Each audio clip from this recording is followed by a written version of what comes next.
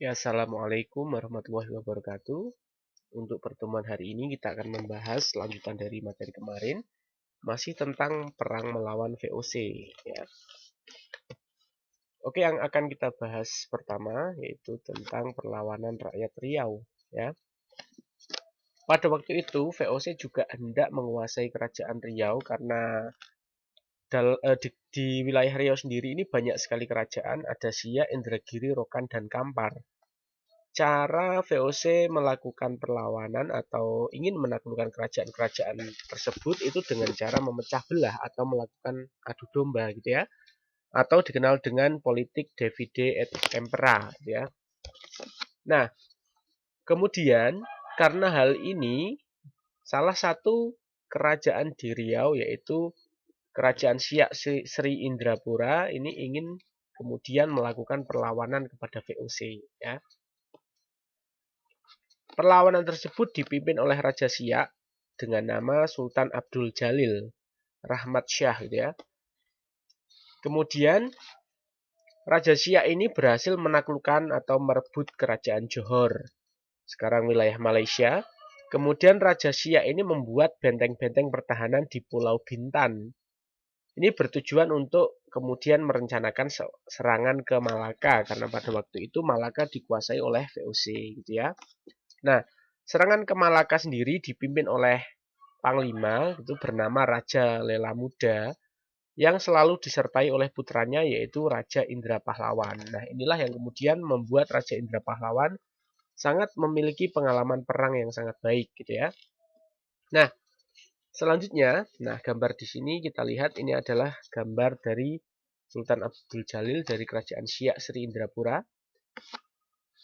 Nah, Raja Siak tersebut kemudian beberapa kali menyerang VOC menggunakan kekuatan fisik tetapi tidak berhasil. Nah, akhirnya dengan sangat terpaksa menggunakan taktik tipu muslihat atau tipu daya gitu ya. Ini dikenal dengan taktik hadiah sultan gitu ya. Jadi sultan ini kemudian pura-pura berdamai untuk memberikan hadiah kepada VOC. Nah, tentunya VOC setuju dan melakukan perundingan di loji. Sebuah loji di Pulau Guntung. Nah, loji ini kalau bisa diartikan adalah kayak bangunan megah gitu ya. Punya kepunyaan VOC sendiri. Kemudian Sultan Siak ini dipaksa untuk tunduk kepada VOC, tetapi Sultan Siak malah memberikan kode kepada anak buahnya, dan kemudian kode tersebut adalah kode penyergapan untuk menangkap dan membunuh semua orang VOC di dalam loji tersebut. Kemudian Sultan dengan pengikutnya membakar seluruh loji dan kemudian pulang dengan kemenangan. Nah, ini yang dilakukan oleh Raja Siak. Strategi ini ternyata disusun oleh salah satu panglima gitu ya, atau anak panglima yaitu Raja Indra Pahlawan. Kemudian diangkat menjadi panglima perang Raja Indra Pahlawan gitu ya. Nah, tetapi upaya ini juga belum mampu sepenuhnya untuk mengusir VOC di Malaka. Nah, ini salah satu perlawanan yang dilakukan oleh rakyat Riau gitu ya. Karena memang kalau kita lihat wilayah Riau itu kerajaan-kerajaannya sangat kecil tapi sangat beragam ya. Kerajaan-kerajaan Melayu di sana sangat banyak. Di Johor ada kerajaan, kemudian di Malaka ada kerajaan sendiri, kemudian juga di Riau sendiri ini ada Siak, kemudian ada Indragiri dan sebagainya. Nah, kemudian perlawanan berikutnya yaitu dilakukan oleh Pangeran Mangkubumi dan Mas Said.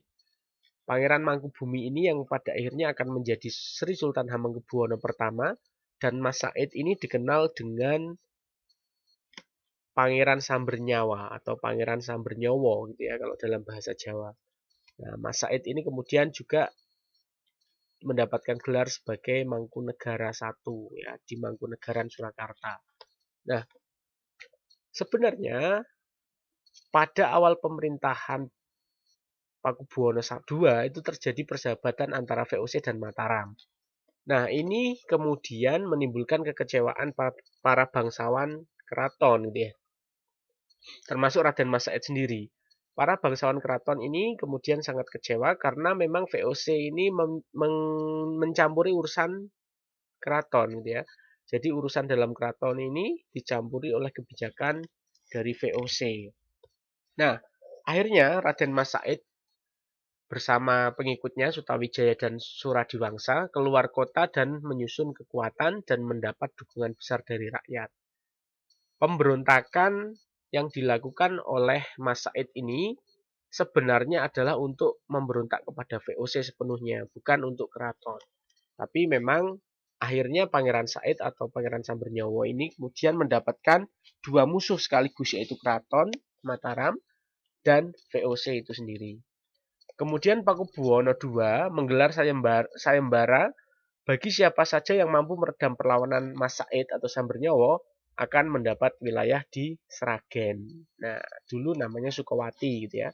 Nah, inilah yang kemudian membuat Pangeran Mangkubumi, adik dari Pakubuwono sendiri, itu melakukan perlawanan kepada Mas Said dan akhirnya berhasil, tetapi kakaknya yaitu Sultan Pakubuwono II tidak memberikan wilayah yang dijanjikan.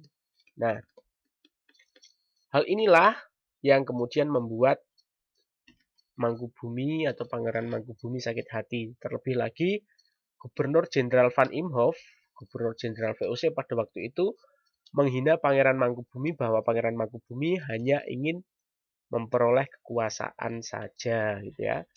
Nah, kemudian Pangeran Mangkubumi menemui Mas Said dan bergabung akhirnya untuk sama-sama melawan VOC.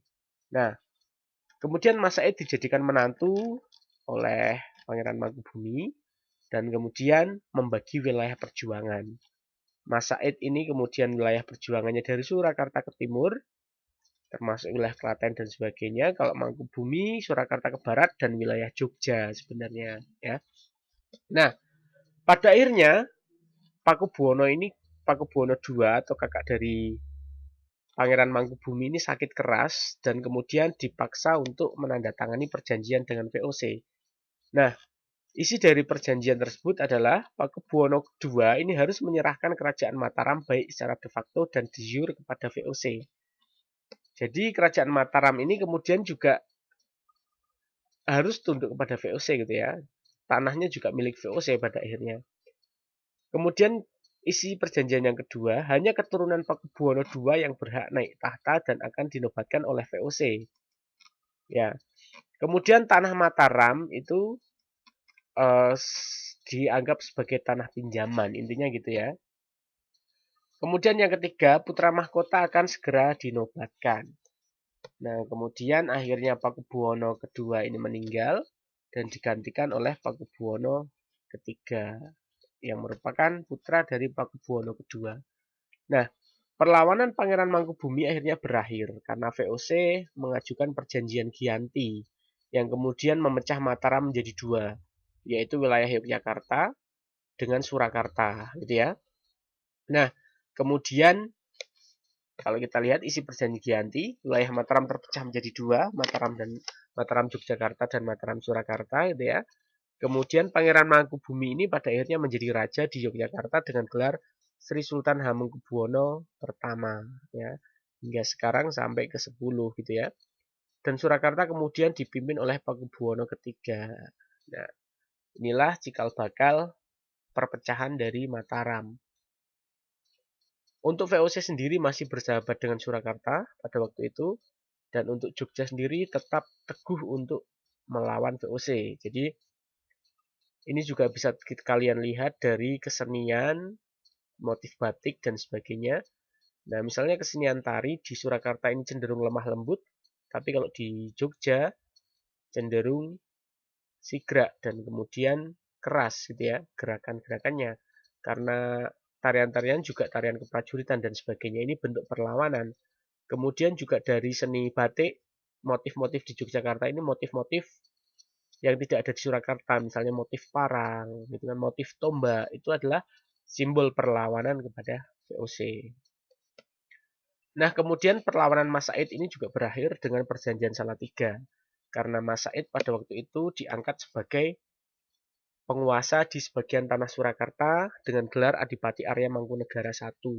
Kalau kalian tahu wilayah di Surakarta ada yang disebut Mangkunegaran. Nah, itu merupakan salah satu bentuk strategi VOC kemudian untuk membagi-bagi wilayah Mataram gitu ya. Nah, kemudian perlawanan secara fisik akhirnya berhenti sampai di sini gitu ya. Setelah pecahnya Mataram yang dulu kerajaan sangat berjaya, terpecah-pecah menjadi dua bagian gitu ya. Oke, untuk pertemuan hari ini Pak Rohim akhiri, dan pertemuan berikutnya kita akan membahas tentang perlawanan terhadap kolonialisme kerajaan Belanda. Kalau kemarin kita belajar Portugis, hari ini belajar VOC, pertemuan berikutnya kita akan belajar tentang pertempuran atau perlawanan terhadap kolonialisme kerajaan Belanda. Terima kasih. Wassalamualaikum warahmatullahi wabarakatuh.